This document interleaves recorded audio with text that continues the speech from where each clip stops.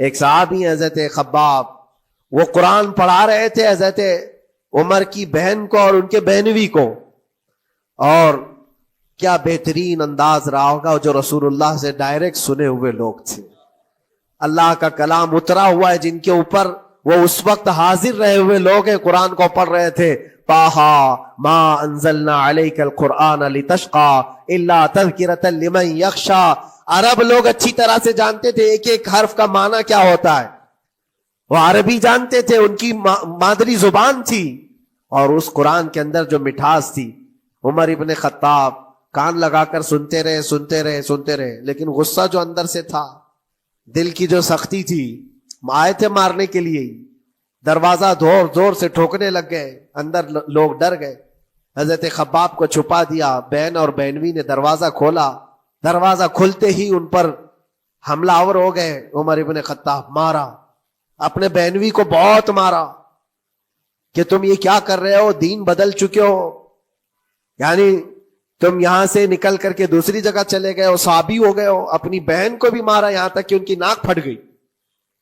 جب لہو لہان ہو گئے تو عمر ابن خطاب نے دیکھا کہ میں اپنی بہن اور اپنی بھائی کو مار رہا ہوں. پھر تھوڑی دیر کے لیے دل میں رحم آیا، اور دل میں رحم آیا کس چیز کا، کس چیز کی وجہ سے نرم ہوا دل میرے عزیزوں؟ بھائی اپنے بہنوی کی اور اپنی بہن کی پٹائی کو دیکھ کر کے نہیں، ان کو دیکھا تھوڑی دیر کے بعد اور کہا چلو چھوڑو جانے دو، جو ہوا سو ہوا، لیکن جو تم لوگ پڑھ رہے تھے میرے آنے کے وقت مجھے دوبارہ پھر سے سنا دو.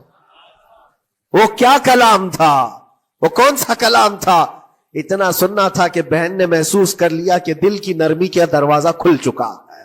یہ قرآن ہے جس نے دلوں کے دروازے کھولے ہیں، مکہ والوں کے قرآن ہے، دل کی نرمی کی طرف دروازہ کھل چکا ہے. تو عمر ابن خطاب سے کہا کہ تم غسل کر لو، تم پاک ہو جاؤ، ہم قرآن تمہیں سناتے ہیں. اور انہیں پاک کیا گیا. تو حضرت خباب جلدی سے باہر آئے، کہا میں سناتا ہوں. حضرت عمر کو جب یہ آیتیں سنائی گئی، جھوم کر کے سننے لگے. قرآن کی وہ آیتیں 16 یا 17 آیتیں ہی سن پائے تھے کہ ان کے جسم کے اندر راشا تاری ہوا، کپ کپی آئی.